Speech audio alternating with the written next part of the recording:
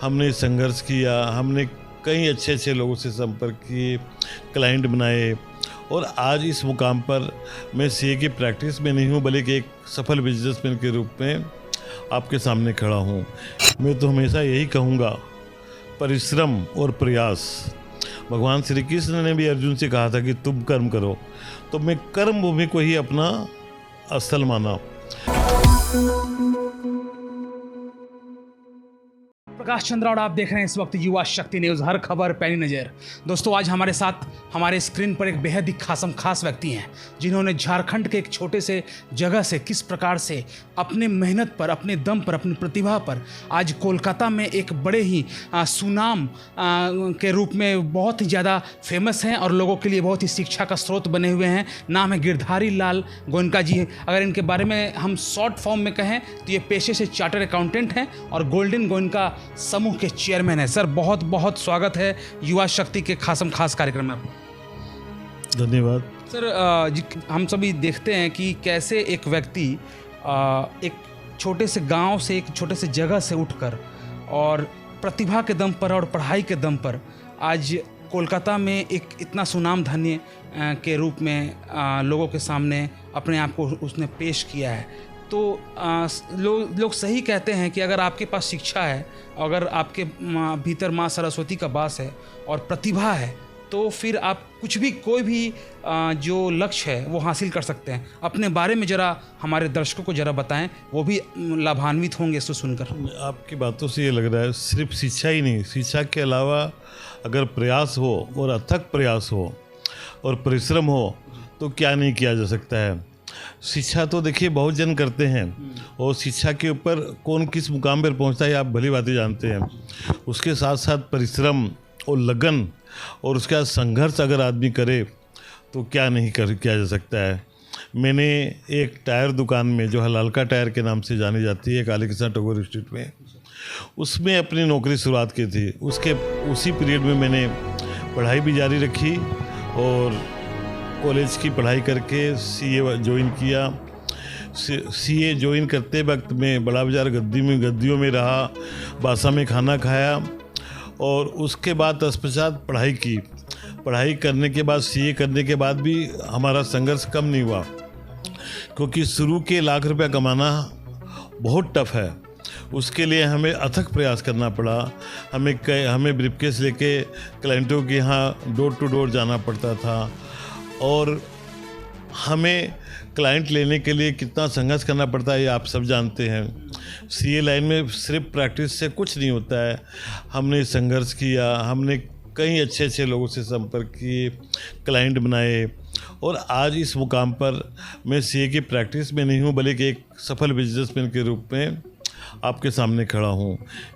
बिल्कुल। दर्शकों, मैं रोकना चाहूँगा सर आपको कि जब हम लोग सीए की पढ़ाई करते रहते हैं और उस वक्त अगर जब सीए फाइनल कर लेते हैं और आर्टिकलशिप भी साथ साथ जब हमारी चलती रहती है, उस वक्त बहुत ज़्यादा परिश्रम होता है। और जैसा कि सर बता रहे हैं कि क्लाइंट्स यूं ही आपको नहीं मिल जाते हैं और कलकत्ता के गलियों में जब हम धूल फाँकते रहते हैं तो कभी अब किसी ने ये नहीं सोचा कि एक ऐसा लड़का जो कलकत्ता की गलियों में धूल फाँक रहा है, फुटपाथ के होटलों में खाना खा रहा है, वो आज गोल्डन गोयनका समूह के चेयरमैन के रूप में स्थापित हो जाएगा। सर, बहुत सारे ऐसे युवा हैं, ऐसे बच्चे हैं जो कोलकाता के गलियों में, जैसा कि आप कह रहे हैं कि सीए बनने के बाद भी, सीए चार्टर्ड अकाउंटेंट्स की पढ़ाई पूरी करने के बावजूद बहुत ज़्यादा वो प्रयासरत हैं अपनी ज़िंदगी को लेकर, अपनी किस्मत को लेकर। और उनके सामने तो आपका एक ऐसा उदाहरण है, ज्वलंत उदाहरण है, ये तो उनके लिए बहुत बड़ा शिक्षा का स्रोत है। इसमें कोई डाउट नहीं है कि परिश्रम से क्या नहीं किया जा सकता है। मैं विगत 30 वर्षों से आज भी मैं 16 से 18 घंटे वर्क करता हूँ, नॉन स्टॉप वर्क करता हूँ, मल्टीपल काम संभालता हूँ, अकाउंट्स में मेरी मास्टरी है और ऐसा कौन सा एरिया नहीं है जहाँ पर मैं कवर नहीं करता हूँ। उसके अलावा मैं सोशल प्लेटफार्म में काफ़ी एंगेज हूँ। आज गोयनका कल्याण ट्रस्ट और शक्ति गोयनका ट्रस्ट में गोयनका समूह के ऑल इंडिया गोयनका का चेयरमैन रह चुका हूँ तथा आज मैं ट्रस्टी के पद पर कार्यरत हूँ। उसके अलावा विगत 30 वर्षों से मैं उनका फाइनेंस और ट्रेजरर का पद भी संभाल रहा हूँ। इसके अलावा अग्रवाल परिचय सम्मेलन और मारवाड़ी संघ, बड़तला वाला मारवाड़ी हॉस्पिटल, कई जगहों से मैं ट्रस्टी हूँ।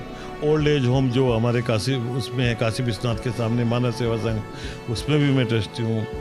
मैंने कई संस्थाओं मैंने देखा है, आदमी अगर सोशल रहे तो क्या नहीं नौका पार की जा सकती है।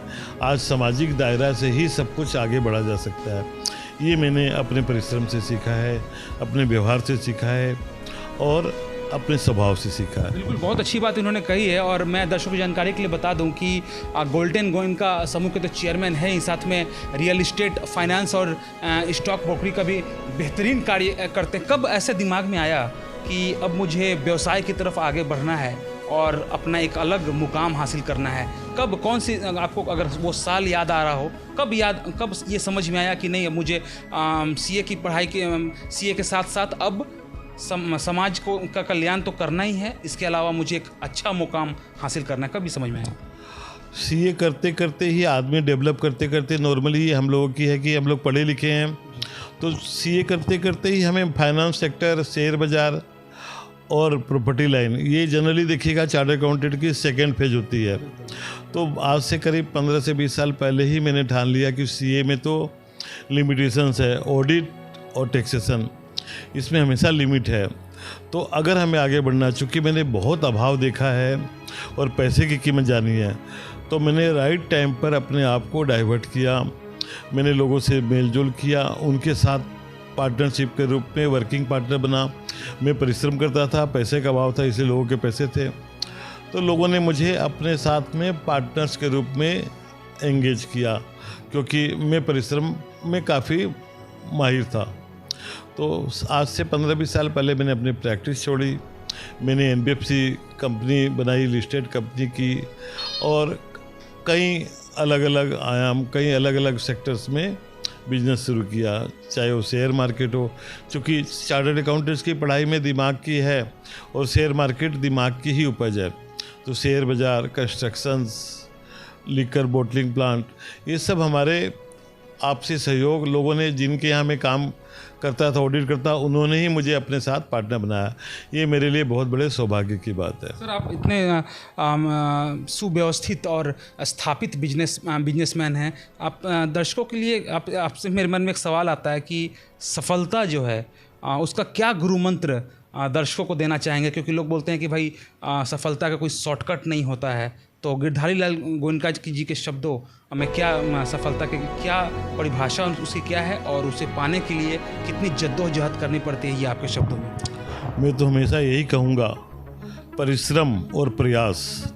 भगवान श्री कृष्ण ने भी अर्जुन से कहा था कि तुम कर्म करो, तो मैं कर्म भूमि को ही अपना स्थल माना, और मेरे को ये विश्वास था कि अगर मैं स्ट्रगल करूँगा, कर्म करूँगा, तो कर्म कभी फेल नहीं जाता, भगवान उसका फल हमेशा देता है। यही मेरा मूल मंत्र है। देखिए दोस्तों, मेरे पास एक लिस्ट है, लगभग दर्जनों भर संस्थाओं से, सामाजिक संस्थाओं से जुड़े हुए हैं गिरधारी लाल गोयनका जी, जिसमें मैं नाम लेता हूं मारवाड़ी लिप सोसाइटी, सीकर नागरिक परिषद कोलकाता, मानव सेवा ट्रस्ट, मारवाड़ी हॉस्पिटल, पूर्वांचल कल्याण आश्रम। तो दर्जनों भर जो समाज सेवी संस्थाओं के साथ अब जुड़े हुए हैं। ऐसे बहुत बार ऐसा होता है कि हमारे पास समय नहीं होता इनकी मीटिंग्स अटेंड करने के लिए या इनके कार्यक्रमों में जाने के लिए, फिर भी मन में इच्छा होती है कि चलो हम लोगों के लिए कुछ कर सकें। तो ऐसा ही कुछ कर गुजरने की इच्छा है आपके मन में? मुझे क्या है, जैसे मैं तकलीफ पाके पढ़ाई किया, उसी ढंग से मेरी भी इच्छा है कि कोई भी ऐसी संस्था जिसमें नीडी पर्सन्स हो, नीडी पीपुल हो, अगर उनको कोई तरह की दिक्कत हो, जैसे मैं मारवाड़ी सोसाइटी जो यहाँ पर आमक स्ट्रीट में है, उसमें मैं परमानेंट जितने भी लोगों को मेडिसिन की ज़रूरत रहती है और जो पैसे के अभाव के चलते नहीं ले पाते, उनको बोला हुआ है हर महीना मैं अपनी ट्रस्ट के नाम से उनको चेक इशू करता हूँ। अब जैसे कोविड के समय मैंने जो ऑक्सीजन वाली जो मशीन्स है, मैंने बंगलोर से मंगा के इंपोर्ट करके सारे अच्छे थाना में और एनजीओ में मैंने की। उसके अलावा भी मैं जैसे गरीबों को खाना खिलाना, सेवा भाव करना, ये मेरी फितरत में शामिल है। मुझे ये सब पर एक अलग संतुष्टि मिलती है। देखिए कंपनी का नाम है गोल्डन गोयनका और इनसे बातचीत करके हमें भी आज एक गोल्डन अपॉर्चुनिटी मिली है इनसे बातचीत करने का और आप तक इनके संदेश को पहुंचाने का। सर हमारा अंतिम सवाल है, युवा शक्ति न्यूज़ के स्क्रीन पर आप इस वक्त हैं और इतने स्थापित एक बिजनेसमैन के तौर पर, एक चार्टर्ड अकाउंटेंट के तौर पर आप कोलकाता में विराजमान हैं, क्या संदेश देना चाहेंगे हमारे युवा शक्ति के दर्शकों को? जरा अपना संदेश दें। मेरा युवा शक्ति से यही है कि परिश्रम से कभी न चूकें, प्रयास हमेशा करें। उसके अलावा पढ़ाई की एक अलग कीमत है।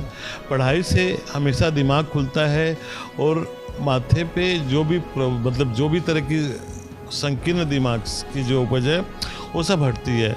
इन दोनों के प्रयास से ही हमेशा सफलता है। बहुत बहुत धन्यवाद सर अपना कीमती समय देने के लिए। और दर्शकों आप लोग देखते रहिए युवा शक्ति न्यूज़, हर खबर पैनी नजर। अपने इलाके की खबरों को जानने के लिए युवा शक्ति चैनल को सब्सक्राइब करें।